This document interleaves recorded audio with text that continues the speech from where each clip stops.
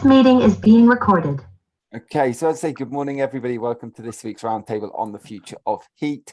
There are a few people who actually I've not met before. So my name's Matthew Baird. I've been running a social housing recruitment business now for nearly 18 months, but I've been doing social housing recruitment for 10 and a half years and run these weekly roundtables every Tuesday at 11 o'clock, discussing anything and everything in the very wide world of social housing. I'm very glad to have Michelle Hocknull and Amelie Treppass here with me today to discuss the future of heat, as well as a couple of other guest speakers that will be coming in through the session. So Michelle, if you're happy to do yourself an introduction, I'll pass over to you. Absolutely. I'm just going to share my screen with you so that we can start. I know Malcolm is just making his way into the room, so hopefully he'll be on by the time we get to our first set of slides. Amelie, do you want to introduce yourself as well? Or I was going to just do a brief introduction. So yeah, Michelle, if you just kind of introduce how you've come on today, and then I'll get Amelie to do the same, and then we'll start your piece of the presentation. Yeah, of course. So I used to work in housing and was in housing for around 29 years and then moved to around a year ago now, which is astounding. And it's very important that we look at the future of heat with regard to housing. And that's why I reached out to Matt. My role is customer and stakeholder, leading on net zero for National Grid gas transmissions. So that's my reason for reaching out to Matt and trying to get people in a room today to have a chat. Brilliant. And Amelie? Thanks, Matt and Michelle. I'm Amelie. I'm a public and stakeholder engagement practitioner, and I work for an organisation called Traverse, who I'll tell you a little bit about later on. But essentially, I lead our work across kind of climate and net zero issues, and I'm passionate essentially about involving the public in decision making and policy formation when it comes to these big issues of change for our lives, for our homes. And I used to be a local councillor for a London borough, so I'm sort of well used to working with sort of residents, particularly residents living in social housing as well. Wonderful. Really, really glad you both could join me today, and thank you very much for kind of reaching out and helping get this one set up. To anyone who is new to the roundtables, my role will basically be as facilitator, so bringing people in as and when you're ready to kind of bring in on a particular piece of conversation. Do feel free to either use the chat function at any time if you don't want to actually dive in and speak. I'll be monitoring that throughout the chat. But more importantly, if you would be willing to kind of get involved, that'd be amazing. Your reactions piece at the bottom of the page, if you just do the raise hand gesture, I'll then bring in based on order of people as and when they join, and we can get the conversation flowing. So without further ado, Michelle, I'll pass over to you to start today's first bit of the presentation. I know you and Amelie both can do separate pieces. Thank you. Okay, so can everybody see that? Yeah. Brilliant. Okay, so today you've got Malcolm Arthur, who is our policy manager at National Grid. Very knowledgeable, obviously, that's why I've got him in the room with us today. And then Helen Boyle, who is the head of regional development at Cadent. So they're going to give you an overview of who we are, what we do, who Cadent are, what they do. And then we're going to move into some discussion pieces. So hopefully that will get us kicked off. Malcolm, are you okay to do the first slide? Yes, absolutely. First 2 or 3, I think I've got, haven't I? Morning, yes. Malcolm. Good to have you with us. Thank you very much. So, yeah, I'll go straight into the slides, and I'll present some of the information on this slide, but not all the information on this slide. So generally, this is trying to show the extent of the usage of gas within Great Britain, and generally to try to understand a little bit about what that means. So if you look at the middle figure on the left, 85%, or just a bit under actually, 85% of households in the UK are connected to the gas system and use gas to heat their homes, and some of them also for cooking. So that's a significant undertaking. So if we need to convert, I know we're talking about social housing here today specifically, but just generally, if we need to convert all homes to decarbonised heat, whatever that looks like, we need to convert 20,000 houses a week between now and 2050 onto a decarbonised heating system, wherever that may look like. So that's a significant undertaking, 20,000 homes a week. So I think that's 1 every 2 minutes or something like that. I mean, you can check my maths, but that's about 1 every 2 minutes. There's a significant amount of people and people impacted by this, and the level of disruption will be significant looking at how to decarbonise our homes. If you have a look at the bottom number, 881, which is slightly different than the number below that, which is 811, generally there's a significant volume of gas used in this country. And the idea here is to show that it's about 2.5 times the quantity of gas used, kilowatt hour purposes, energy content purposes, than there is electricity. So, oh, sorry, Malcolm, Michelle, you've gone on to your Teams meeting chat. So sorry, I moved my cursor. I was going to keep going anyway because I know the numbers, but it's about 2.5. It's about 2.5 times the level of gas used than there is electricity. That's overall, and in the middle column here, about 40% is used for power generation, 38% for domestic, and 23% for industrial. I generally use a third, but you can see there's a significant amount used for domestic use. On the right-hand side, some numbers. It's just to show that we've got a relatively extensive network across the country that supplies the majority, if not all, the country. Next slide would be good. And just to highlight the extent of the challenge that we have. So I'm thinking of a network. I mean, I'm used to working in electricity networks. Now I work in gas networks. I'm looking at the network and how that will manage with changes in demand. So we're looking here at the sort of, is it blue? We'll call it bluey green color on the graph is the gas demand at more associated with domestic, not all, but a significant proportion domestic. And then you have the red line around about the 50 gigawatt mark, and that's the electricity volume. So you can see here in winter, which is towards the right-hand side of the graph, there's a significantly higher peak in gas than there is in electricity. You can say about 4 to 5 times, depends on how cold the winter is. Colder winters have a higher peak. So you can see if you want to convert that gas demand, which we do need to change our houses being heated on gas, and you convert that to another medium like electricity or something else, you're going to have to supply significant quantities of energy, whether it's via hydrogen, which is one of the things we'd like to talk about today, or if you're converting to electricity, there's a significant impact on that. And that will obviously have an impact on networks and have an impact on how you operate the system. So we need to understand the implications of how we're going to move things forward and how we change these houses, because it has longer term impacts. We can't just build a network for these things tomorrow. We need obviously significant understanding of what this looks like. Are we over to you now, Michelle?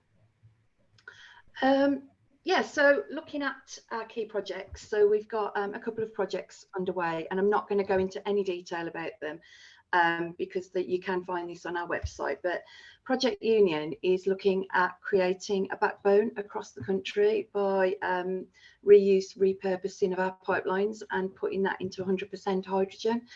So that's what we're looking to do with Project Union. With Future Grid, we're looking to test our pipelines, and we've recreated, if you like, a transmission system in Spade Adam, and we're looking to test a blend of hydrogen, so 2%, 20% and 100%. So we can test the safety, the resilience, and we can check that our pipelines are able to do that.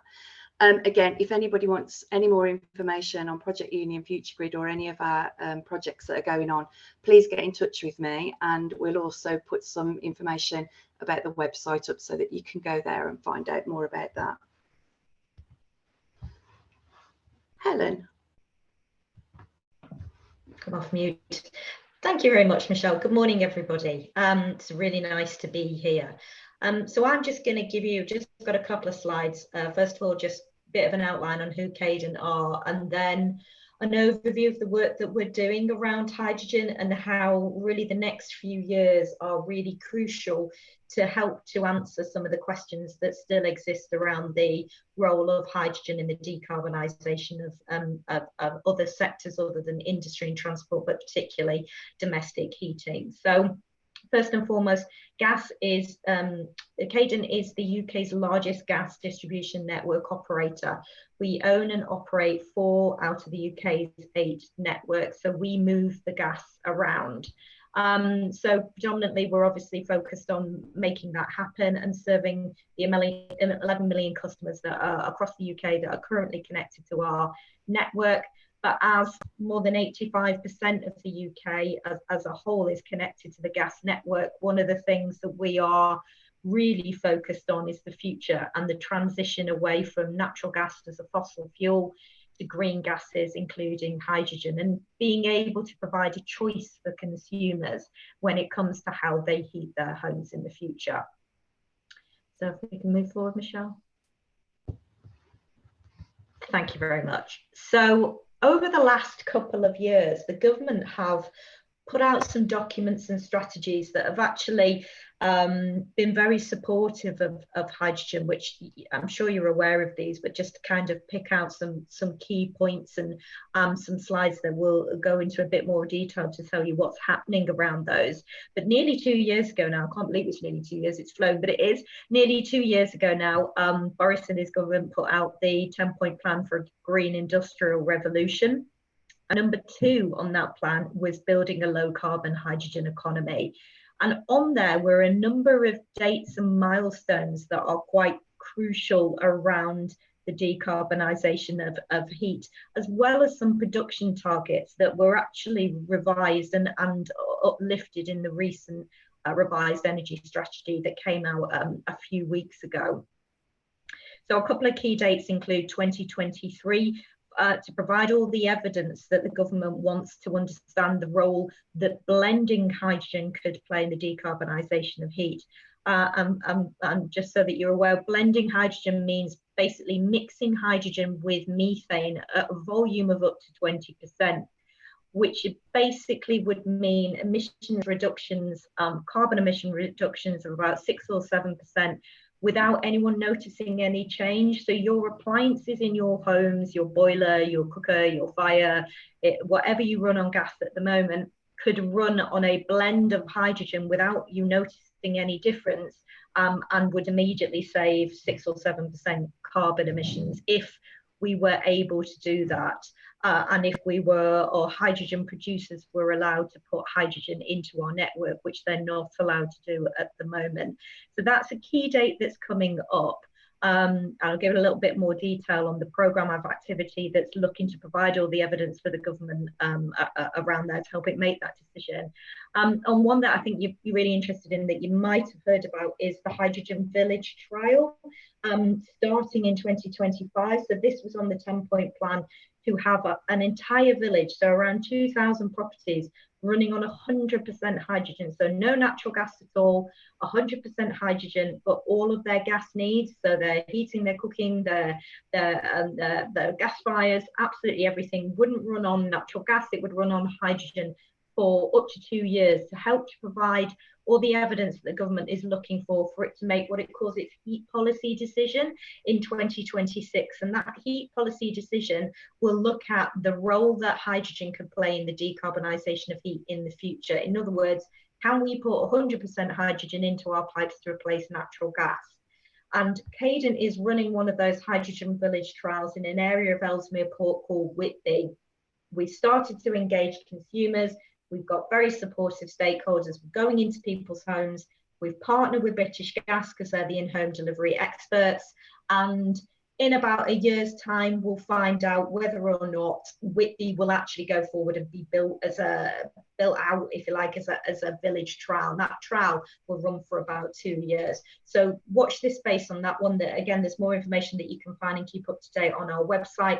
But that's a really key one for helping to decide in the next few years what happens for hydrogen for heating.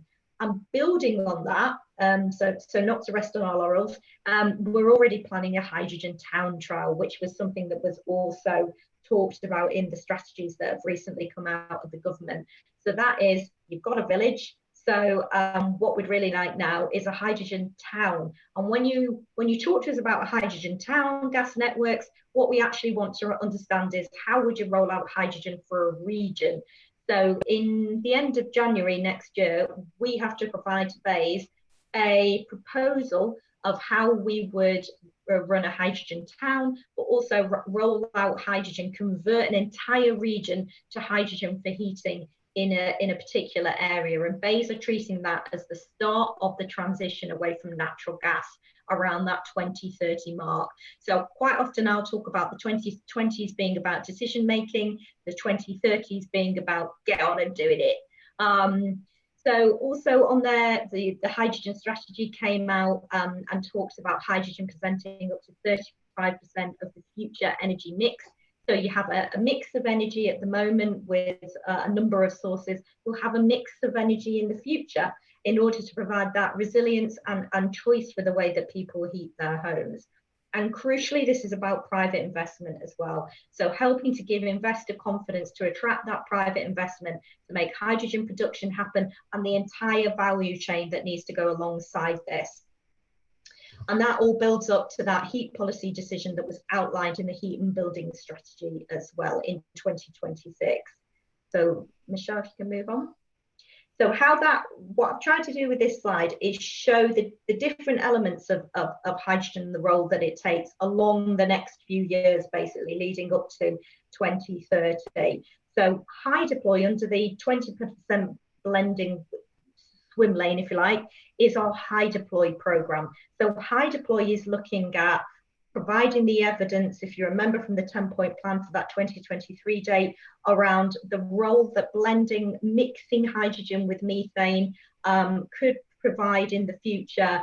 That's what high deploy is focused on, providing all that evidence for the government to say, well, we think blending is a great idea, get on and do it, sort of around the middle of this decade. And there you can see under the 100% hydrogen work stream, it's all happening quite a lot at the same time, is the hydrogen village preparation in Ellesmere Port, which will then run in 2025 to 2027. And then you'll go straight into a hydrogen town and the start of rolling out hydrogen in the whole of that region, wherever that ends up being. So that's what's happening from an evidence perspective on both blending and 100% hydrogen. But equally, what you've got to be doing at the same time is encouraging hydrogen production. So in the Northwest, which one of the industrial clusters that were the first two to get the go-ahead was HyNet, which is focused on providing hydrogen for the decarbonisation of industry. But the point of getting these kind of production centres going is when you get a decision around the role of hydrogen in heating, is they can then ramp up their production when there's a policy decision and when there's an economic model to support production of hydrogen for heating. They can ramp up production in order to meet that increased demand. So all these things have got to happen in parallel over the next few years. That's why the next few years really are so crucial. Michelle, if you want to. Thanks, Helen. So I suppose from our perspective, we wanted to try and get some conversation going now. So we want you to kind of join in that conversation. And we've put a few little kind of key points there that we were going to discuss around. So there's a picture of our hydrogen house. Cadent and NGN together have got this hydrogen house, and apparently it's quite underwhelming when you go and visit it because it looks exactly the same as any normal house with normal appliances. So I know that people can go and visit that if they want to go and visit. Do you want to give a bit more information on that, Helen? We'll come back to it on the chat piece because I think that'd be really interesting. I want to make sure we've got Amelie's obviously got her few slides to come in too. So I'm going to bring those in and then we'll make sure we've everything up. And just like looking at time, I want to make sure we've got time for a really interesting discussion. And certainly Claire's put in there, what can we need to do to prepare for hydrogen, which is an absolute key point. I'm going to just do Amelie's. I'll share yours now because I know that was on myself. So let me share. Strange, isn't it? I'm there going, how do I share a screen? I never do this. I always get everyone else to do these parts. So I'm hoping that's showing up all right. So Amelie, I'll be led by you. That's great. Next slide, please, Matt. So I think while colleagues have talked from National Grid Gas and from Caden a little bit about some of the sort of technological challenge, I'm here to talk about the human challenge. Traverse is an independent employee-owned SME, and we've been going for over 30 years. We're a social purpose consultancy that supports better decision making through the power of inclusion. Next slide, please. We do this by involving people in the decisions that affect their lives across sectors, and that allows us to deliver evidence, insight, and strategic advice for our clients. Our core values are inclusion, curiosity, compassion, and independence. And we work across sectors, housing, utilities, infrastructure, the wider public sector, and health and care. Next slide, please. There we are. Thank Sorry. you. So I lead our work across kind of net zero, climate change and sustainability issues, and that's why I wanted to join this roundtable today, because we believe that for the UK to reach net zero and to decarbonise, that can't just be driven by technology and technological change. It's got to be a societal transformation. And we're at the point now, as colleagues were just talking about there, where we need to be changing not just behaviours, but the fabric of our homes. We saw those stats there about how 85% plus of us are using natural gas boilers, and to reach net zero, we've got to stop doing that. We've got to make these choices between new heat technologies for our homes, and that could mean quite significant potentially levels of disruption, or not, depending on kind of what comes forward, and it could mean quite significant costs or not, depending on what comes forward. So I'm really interested in this future heat challenge. Because, and particularly we believe that the decision-making and policy formation for it to be a success has got to involve the public. And particularly for a just transition, we need to involve diverse audiences inclusively in these decision-making situations.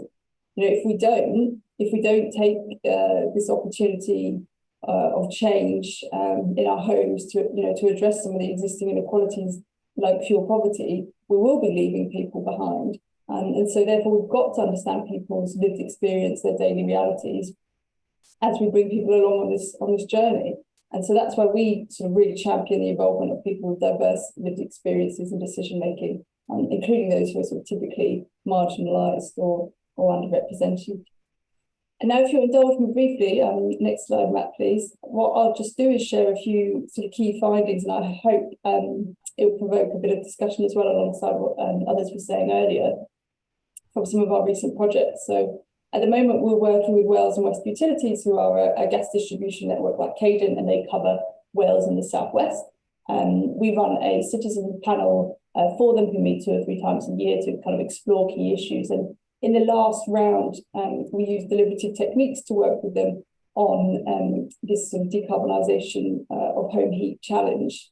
And in terms of our key findings, well, while the panel were hopeful that low carbon home heat technologies would help the UK reach net zero, they were very big. There were very big concerns about cost, and this was coming earlier in the year as the cost of living crisis and the energy bill crisis started to really dominate the news and people's daily realities. And so they discussed both cost in terms of the installation of new technologies, but also uncertainty around the cost of some future energy bills. And they felt that this cost challenge would give them a lack of meaningful choice, that they might not be able to say whether they preferred a heat pump or a hydrogen boiler, because they might not be able to consider which one was the most environmentally friendly, because they would have to make a choice purely based on cost. The panel members also recognised that they felt that they and the wider public had very low awareness about these new technologies, and they weren't sure about where to go to find out more information. We explored a little bit some of the criteria that they might make their decisions about. And where they were homeowners and decision makers, the main factor was, again, cost and energy bills, but also wanting to kind of future-proof their homes, thinking about complying with energy efficiency standards, and thinking about sort of safety standards as well. And then in terms of thinking about renters, they felt that people who were renting would be would kind of actually have not a lot of choice about what happened. Many hope that as renters, some of the things like the minimum energy efficiency standards would give them a peace of mind. But they felt that even private landlords might not be held to the same standards as housing associations and councils. They were concerned that high installation costs might be passed on to renters who might move a few years later and might not benefit in the long term. Generally, as we drew to the end of that piece of engagement, we focused on hydrogen more specifically with the panel, and they were comfortable with the idea of using hydrogen in their homes. They liked the idea that potentially a hydrogen sort of switch might be cheaper in terms of installation than some of the electrification options, which bring a wider need to insulate your home and adapt your home for them. But concerns did remain about the clarity of hydrogen's future costs. They were worried that they might invest money now in something like a hydrogen-ready boiler, partly in the hope of saving money in future, but that in future they might not see those costs come back. They were also worried about the scalability of hydrogen. Obviously, National Grid Gas have got the Project Union project looking at some of that. They were concerned around regional disparities, and there were still a few who were worried about safety throughout. Interestingly, when we talked to them about being willing to participate in a trial, they were open to the idea of it under the assumption that they might be incentivized to do so. But definitely there were some who were kind of more risk averse around this idea of change, more risk averse to the idea of being a pioneer. I'll pop a link to the report in the chat, because it's quite it was a 3-week process of workshops and online activities with panel members. So there's a lot of rich data there if people want to look at it. And I'll just speak for 1 more minute on the next slide, just about a little piece of work we did with Notting Hill Genesis Housing Association earlier in the year. So what we were doing there was supporting them to engage with residents around the development of their new sustainability strategy. And that touched on a range of issues from green spaces, but also looking specifically about sustainable homes for the future. So we helped them with a resident-wide survey, which got a really strong response, over 1,700 residents taking part. And we did some hybrid workshops with them to look in depth at some of the issues. And I'll just finish with a few findings from that work as well. So the participants and the residents there, they felt that making their homes more energy efficient and powered by low carbon energy was seen as top priorities for their housing association. Looking at what NHG should prioritise, they felt that things like replacing the gas boilers, reducing emissions from managed homes, and improving homes to achieve the EPC rating C were all interlinking challenges and would yield high impact if addressed as a sort of first priority. And they felt that the potential of technologies such as solar panels and heat networks could be better realised if communities and stakeholders could work together to plan and share the costs. They felt that support from their housing association would be critical to make these changes that are needed to reach net zero. They felt that their housing association should aim to lead on energy efficiency measures and low carbon energy solutions, that they should be a source of education and trusted advice for residents on retrofit and making their homes more environmentally sustainable. And they saw this support as being at community level, where local staff could support residents to respond communally to challenges and offer advice and guidance based on very kind of hyper-local knowledge of estates and street properties. Residents definitely had concerns about the level of disruption around the future heat challenge and what that would mean for changing within their homes.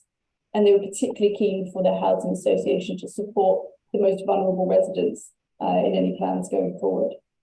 And I'll leave it at that, but you can see obviously so thoughtful and sort of rich insight there from some members of the public thinking about the future heat, but clear concerns about cost and clear opportunities to to make sure that people aren't left behind in this change.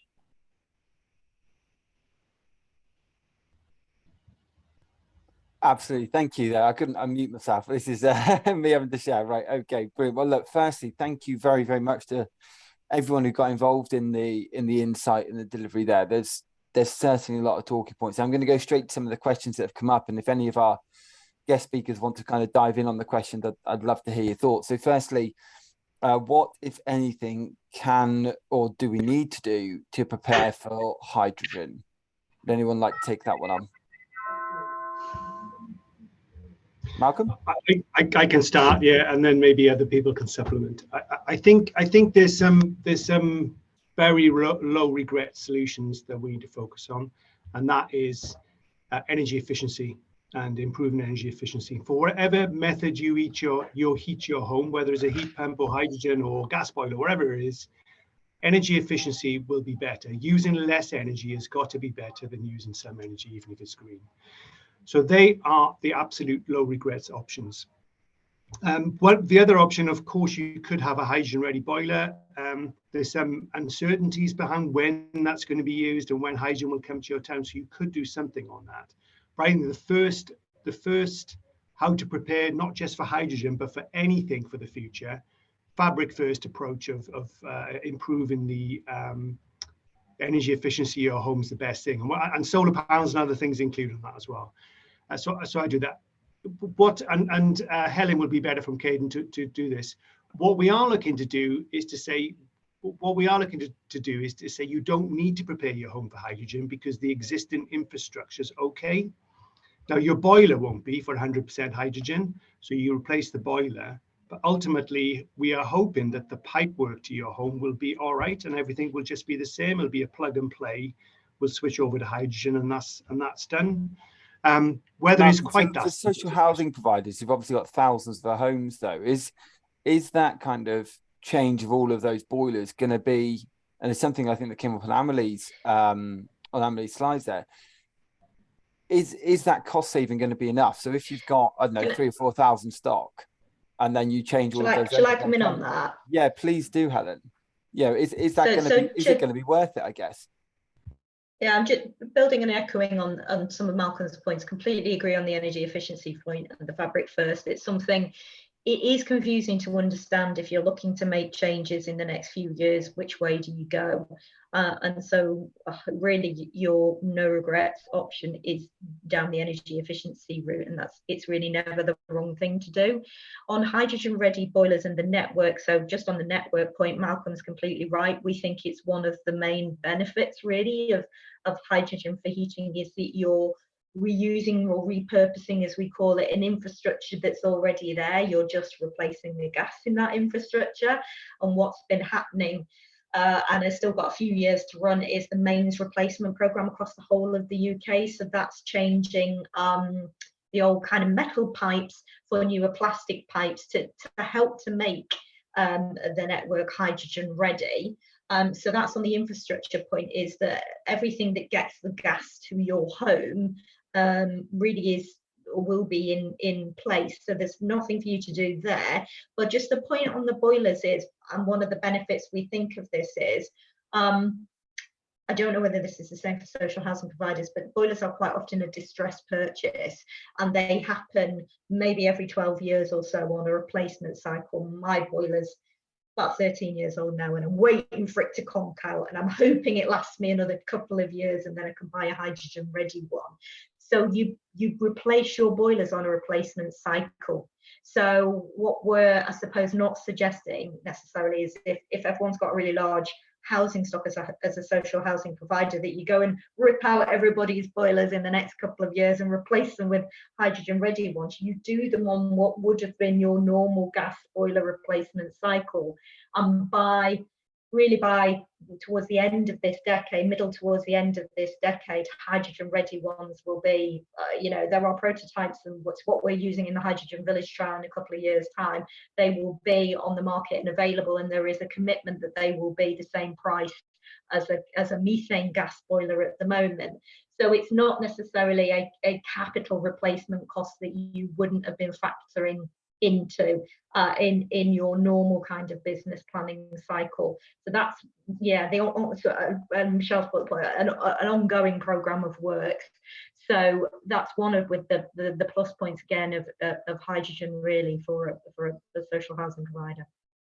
Really interesting. Thank you very much, Helen. Yeah, Chris Davison, I'm a novice, but how will all the hydrogen required to be produced, and can enough be produced to fuel the country? Because obviously we don't want to be in the same issue we are now, which is that evidently a lot of the fuel and things we're using has been, or some of the fuel has been purchased internationally, and we're now getting bills that people can't afford.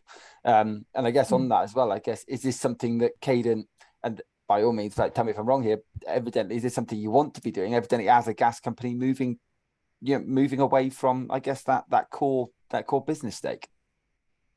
Yeah.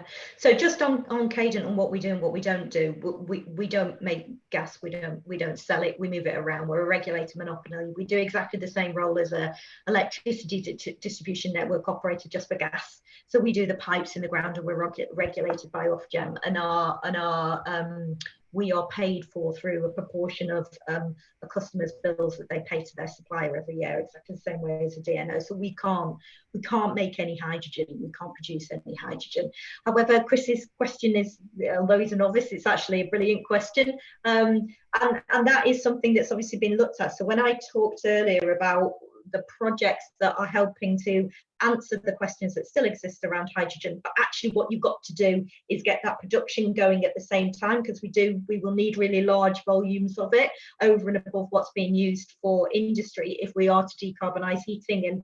And Malcolm showed those slides earlier on that talked about the volume actually of the vast majority of our heat demand across the UK is met by gas at the moment. And if you wanted to shift all of that gas demand, or all of that energy demand that's currently met by gas at the moment, you'd need an electricity grid that's around five or six times the size that it is at the moment. So that's why it's important that we keep gas, but we green it, exactly like what's happened with electricity over the last few years or so with the growth of offshore wind.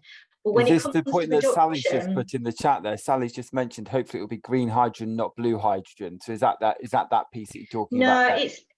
No, it's not. That's not that point. That's a different thing, and I'll come on to that separately if that's all right. But in terms of production, and this is one of the things that Michelle had on her slide that we've not got to yet, is hydrogen. The picture or the story around hydrogen is different depending on where you are in the country because of the production. So there's more certainties around hydrogen in the northwest and the northeast than perhaps there currently are in the Midlands. So HyNet, one of the two industrial clusters in the northwest and the northeast, means that you'll get large volumes of low carbon hydrogen, and they are blue hydrogen production schemes, but they are low carbon hydrogen production schemes that will start that market, start that economy, initially for industry that will then build when it comes to heat. Now, over and above that, what we've got to identify is investable propositions and opportunities for green hydrogen production on a distributed basis. In other words, the bits in between the big clusters that we've got around the country, and that's what has to grow over and above what we've got on the northwest coast and the northeast coast. So Chris is right in that it's being played out and how much hydrogen production we need, but it depends on the different sectors that hydrogen will be in, because that we're not sure what the demand is at the moment. But it's very, very important that government supports not just the policy and decision making, but the production as well. There are a couple of questions in the chat I'm going to jump back to in a moment. I'm going to bring Adam and Sally in. I want to make sure we get as many voices heard today as possible. Thank you very much for that, Helen. Adam, over to you. Hi, thanks, Matt. And thank you for everyone for really interesting. I'm a bit of a novice like Chris as well. So the reason I'm on the call is we author a report called the Resident Voice Index, and we send it out to a lot of policy and planning people in housing associations. And what's really come out from today, we were talking with a senior policy director at one of the largest HAs last week, and they were saying actually they've been to a lot of these events around the zero and the carbonisation. There's a lot of uncertainty. So actually the question, and because when we write these reports, we write it very much in the future. At the moment it's cost of living, but it will be HA of the future. So the question is around the uncertainty. Would there be anything that any of the speakers could really sort of say? Because I'm getting the sense it sounds a bit sort of VHS versus Betamax at the moment around the options. Is there anything that any of the speakers could say that could perhaps offer some degree of certainty if there was a lot of uncertainty out there? It was just the feedback we received. Thank you. No, that's great. I mean, Amelie, I know you've just worked with the housing provider probably quite similarly on this, but I don't know if you want to jump in or if anybody else would like to. I mean, probably colleagues from National Grid Gas would have sort of strong views around when things are coming. But I know that, you know, the middle of the decade for government is going to be a key decision about hydrogen going forwards for homes, or where sort of more electrification options are pursued. And, you know, there's lots of sort of scenario modelling by organisations like the Climate Change Committee, looking at different pathways, particularly on things like heat. But I mean, I would say at the moment, in terms of, you know, how to prepare those, is to start those conversations for housing associations, to start those conversations with residents, because you're not going to be on an estate or a street, really, I think, where, you know, this house has hydrogen and this house has a heat pump, and you're going to want to, you know, whole scale switch a street to hydrogen, or whole scale upgrade the electricity network to be ready to support electrification options. So having those discussions now with residents, particularly given the cost of living crisis challenge, and, you know, the upfront costs that leaseholders might have to pay, or homeowners might have to pay for some of these changes, then it seems to me that, you know, there's a real risk to it if we don't start to engage really meaningfully about it now, and enable people to plan ahead for those costs and for those changes. Michelle, I imagine this is probably quite similar for you. I noticed one of the reasons we first got in touch, you and I didn't meet through your work through Cadent, it was your work through housing associations. So I assume that for you, this idea of building relationships with customers right now, and obviously our customers are social housing residents, is everything, because change is always, and you'll know this from working in housing, change is a nightmare when it comes to housing, particularly on this bigger scale. Like, it does cause unrest. Yeah, and I just think for me, it was important to try and get this on the radar for people, and to understand the concerns, the comments, you know, kind of what's coming out of housing, what is it that is blocking, or what are they thinking about. So it would be helpful, and again, we probably won't cover it in this session, but we might be able to do another session a bit later on. But thinking about, what are your decarbonisation plans, what are you thinking of doing, and why, and if that is all around cost, and is it around the fact that policy isn't there, and there is no timeline at the moment, which, you know, we're hearing this a lot. My work at the moment is with a lot of industrials, trying to connect the clusters. And a lot of our customers directly connected to us are telling us that policy hasn't moved on, and therefore they're not willing really at the moment to think about putting the money into the technology.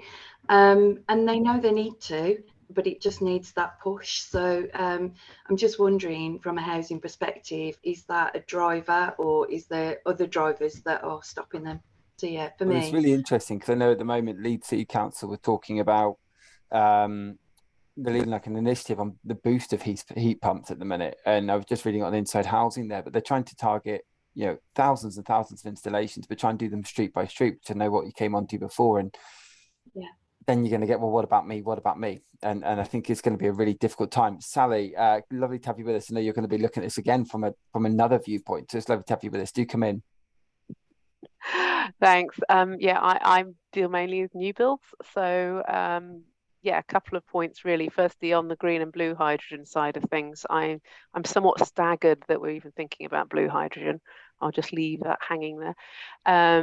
But really, yes, we've been through this before. Admittedly, probably just before my lifetime, but we switched between natural gas and North Sea gas, and I'm again staggered that no one's mentioned that, what the lessons learned from 50, 60 years ago were, because that's when it last happened.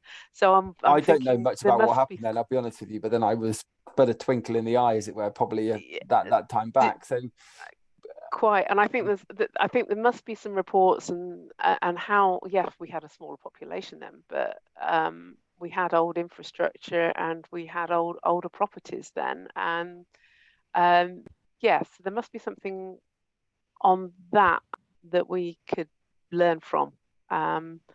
It does. Matt knows I hate reinventing the wheel, and having worked on foot and mouth, and I can't. You're back 20 years ago and realizing that there was a report from 40 years before that. Why did nobody refer back to it? So I'm worried that we might fall into that same trap. Sorry, Sally, I'm going to jump in because I'm really into that as well. And yeah, so I've been talking to our chief exec because he used to work, obviously he's been in the industry for a very long time. And I was saying, you know, this isn't the first time we've done it. So how do we move on from it? What happened last time? There are some very interesting stories, which I'd be interested to catch up with you offline, but very antiquated, let's put it like that. But yeah, that's something that I'm interested in as well. So don't think that that's going to go off the radar and that we won't learn lessons from it, because we will. There's definitely things to learn from that. But someone made a brave decision. And I suppose health and safety wasn't as rife as it is now. That's all I'm going to say. Sally, let me bring you in. I know obviously this is an area you work in daily, so good to have you with us. Thanks for having me, Matt. And it's been great discussion so far. And I just thought I'd put my little, I don't know whether this is going to affect anyone here, but if you are working in social housing and you have stock already that are perhaps electric only heating properties, you might want to consider installing solar panels and battery storage as part of the decarbonization of your stocks. I'm currently working on retrofit projects that are doing external wall installations, so tackling the fabric first approach, and also then adding that solar panels and battery storage on. But if we're talking about future heat, and you know, yeah, okay, understandably, we have innovative technology in new boilers that are able to take on hydrogen blend up to 20% and things like that. And we can start to implement them now as housing associations as we're going through changing of boilers. But perhaps we should also look at what can we do ready for the future? Can we remove those gaps completely? If the property is fabric ready, why aren't we investing in solar panels and battery storage and then putting electric heaters in that will essentially save customer money and also be green energy as well? So the solar panels generate the energy through the day, they get to use it. If you're using storage heaters, for instance, you get to charge them up through the day and then release them in the evening. You also got have battery storage then to use in the evening, so you're not using anything from the grid. If you're producing too much electricity that you're not using, it goes back to the grid also. So you've got a lot of things that's going on there, and it's just absolute. It just works brilliantly for the customer, works for the planet that we're trying to save as well at the same time. And I just think while it's expensive at the moment, the more people, the uptake you get, the less the price becomes and the more innovative technology comes up in that area as well. But there's still massive issues around the pricing in electricity as well, aren't there? And actually, I can see Helen's probably come off mute there. Did you have a point on that one, Helen? Yeah, I just wanted to come in and say absolutely. So this isn't, and somebody made the point before about VHS versus Betamax, which I've heard lots of times in the past, and I just don't think, I'm not sure how helpful that is, because this is gas and electricity working together. So what we're not trying to say is hydrogen is the solution for all heat. It isn't. Heat pumps and other forms of electric heating play an absolutely crucial role in delivering net zero, and if a property is able to have that, and there is the money available, and consumers are willing and able, brilliant, crack on with it. So nobody is saying that this is instead of an electric solution or a heat pump or resistive heating or, you know, solar panels and batteries. Not at all. This is just saying that hydrogen's potential role, and it's that future energy mix that I talked about, really. Brilliant, thank you. Amelie, I know you had your hand up. Do please pop back in. I was just going to come in on this sort of this point about learning lessons and the switch from towns gas. When we've talked to the public, obviously, like you, Matt, a lot, and well, me as well, you know, most people don't remember that switch, so they don't sort of recognise some of the what's gone on before, but I think there's a lot of parallels in probably what people want in terms of information. And you know, I understand that when the town's gas switch to natural gas did happen, that they were kind of all over the place, sort of example shops and things that people could pop into to really talk to people and see things working. And obviously Caden have talked about their model home and things. And when we talk to the public across different pieces of work, that's what they want. They want trusted, impartial advice, and they want it to be local. They want to be able to sort of go and talk about their specific property, and they want to see how it's worked. A lot of people talk about the fact that, well, yes, they would do their own sort of Google research for themselves and try and explore options, but they also want to sort of see, has their neighbour down the road done it and it's worked. There's a lot of, I suppose, trust there in seeing stuff on a local level. As somebody who doesn't work either in the industry or in a housing provider, and is somebody who obviously it just kind of lightly covers and touches all spaces, I couldn't agree more with that. I mean, I rent at the moment, and I don't expect my landlord to go changing anything for me anytime soon, but certainly you can do all the research and reading you want. But I think, and this is true for so many different industries, not just housing and gas and others, when you're in it and you understand the language and the lingo and things like that, it's all very, very clear and it makes sense. When someone's going through heat pumps and hydrogen and this and this and this, and I'm just going, I don't know what all of this different stuff is. And I've done it because of stuff like roundtables. In Housing 2022 this year had a carbon net zero stage for the first time.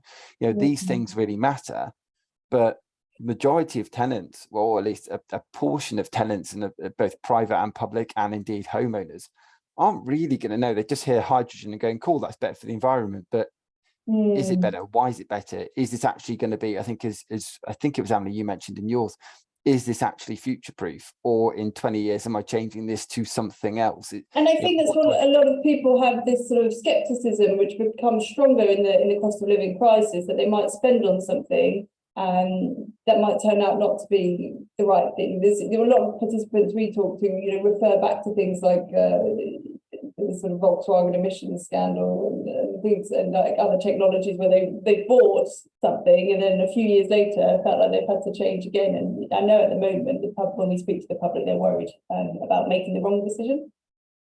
Exactly. I mean, communication is going to be everything, as is, end of the day, if we are changing, we're installing heat pumps and doing this and doing this and doing this, who does fund it? Where does that funding come from? Because end of the day, if it's tenants saving the money on it, is there an argument tenant needs to pay for some of it? And it is, again, an argument, and a discussion needs to be had. But if it's going to be had, it needs to be done in a good space with good communication, with people knowing what they're talking about. And I think sometimes you have the wrong people in those discussions. Sally, I'm going to bring you in, and then I'm going to jump to the chat. Thanks, Matt. A couple of things really. On the new build side of things, the instinct is not to bring any gas in at all, so any pipelines or whatever into whatever we are doing, which then begs the question of what we do instead. And at the moment, with the costs going through the roof, the solutions that Sani has mentioned, which I've tested in other housing associations, we can't now afford to do as under the current grant regime. So again, it comes back to government funding. The challenge I have in London Borough of Ealing is isn't the power supply there, because various organisations have built quite a lot of data centres down the M4 corridor. They've gobbled up all the power supply. So all the stuff I need to build, so here's I'm proposing to build a lot of affordable housing to meet Ealing's 14,000 housing waiting list. That's households, which is nearly double the City of Manchester's waiting list. And I cannot build them because there's no power supply. So what are they doing? We're in this catch-22. I really don't know. There's absolutely zero power supply in Southall. Most people have heard of Southall, and I'm just about scraping some in Northolt, which again people have heard of this week for other reasons. But that is a massive issue. So potentially we're not going to end up building the affordable housing because of this hit to the power supply, which comes back to the original slides, that if we're going down the electric route, you need 4 to 5 times the grid infrastructure that we've got at the moment and power generation structure that we've got at the moment. So there has got to be something else, but we need the direction from somewhere, government, whoever, and the funding to be able to put the alternatives in. And we are building to net zero and everything else. We are putting solar PV on to supplement what we're doing. One of the things we are doing and trialing in Ealing, which is electric heat related, is around radiant heat and graphene wallpaper, which we're working on as a pilot with NextGen. So that is a different way of heating, because it heats the person and not the air around the person. So Michelle's just mentioned again, she's mentioned that, Dan, and she'll connect with you post meeting. I've already got a couple of minutes. I want to bring in Amelie and Malcolm. But so Michelle, anyway, those are the challenges that are happening now. So there's short term, medium, and long term, and they're all sort of blurring into one, and I'm not seeing any of that being resolved. Amelie. I think just briefly, I think that uncovers for me something that also challenges residents is this need for partnership, working across sector working. The local authority to be working with the district network operator on the electricity side, to be working with the gas network, and to be working with sort of community and voluntary space, to be having these conversations with residents, and to be planning the future kind of local area energy planning. Because if there's anything I've learned from working in utilities, is you're always going to have residents say, why can't people come together? It's that classic example of doing roadwork. So you dug up the road then, and then you dug up the road. They're not going to want the local authority to come to them with one plan. A water company, a gas network, electricity network to come with a few, 5 different plans. They're going to really want people to come together and have kind of whole house solutions and whole neighbourhood solutions to what happens. So I think that's a really interesting thing going forward. But I can completely see your frustration there around wanting to build affordable homes and feeling like other parts of the infrastructure there aren't ready. I think it's also great. Again, that's a communication piece that needs to be out there for residents, because people are saying I haven't got a home. If that information is out there, there's at least an idea of understanding, and people will drive change. We're very much a culture of change at the moment. Malcolm, over to yourself. Look, I'm the last probably big point of the session today. Last point. So just to cover a couple of points that were made earlier, I agree with Helen and the VHS for Speed and Max. I think we need all solutions, and different houses will need, or different regions will need different solutions. Eileen's issue with power capacity is absolutely right. I mean, we need to make sure that we have the available capacity there where it's needed and it's economical to do so, and we understand what the needs are. And just to go through another exacerbating point on electricity capacity, if we all have electric cars, we're all going to be, well, not all, but a lot of us will be plugging them in at home. We need more capacity again on top of the heat capacity. So there's a significant distribution network and a transmission network issue with electrifying everything. So we need to understand those impacts.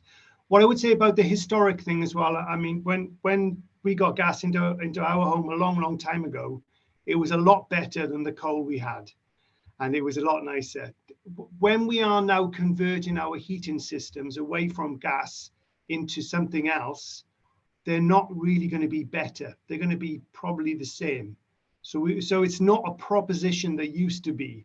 So, I'm now making your house better. I'm making it warmer. I'm making it more comfortable. It's making it low carbon, which is a good proposition.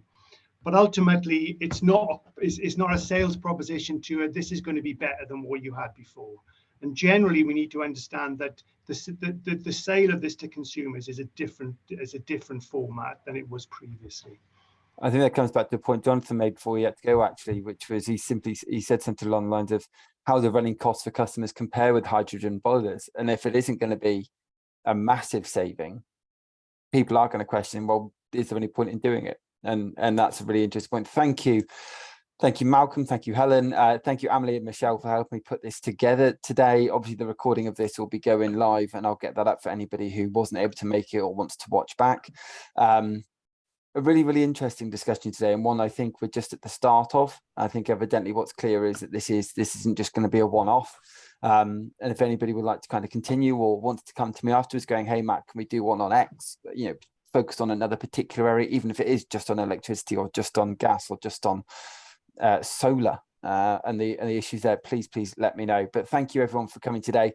To anyone who does regularly come to these roundtables, they are every Tuesday at 11, but there are due to demand, they've kind of gone a little bit busier these last couple of weeks, which again is never a bad thing, but that's absolutely fine. So I've actually got a special on Thursday with Dr. Halima Sakrani. It's going to be a really interesting one on gambling and its association with social housing and actually the problems between the two. And then next Tuesday, Mercy Denido from Birmingham University is coming on to talk about stigma. And they've just done a massive piece on stigma and its association with the sector. So if you'd like to join any of those, I'd love to see you there. But until then, thank you, Amelie. Thank you, Michelle. Thank you, everyone who came on and spoke today. And I'll speak to you all soon. Cheers. Thank you. Thank you then. Bye-bye. Bye. Thanks. Bye.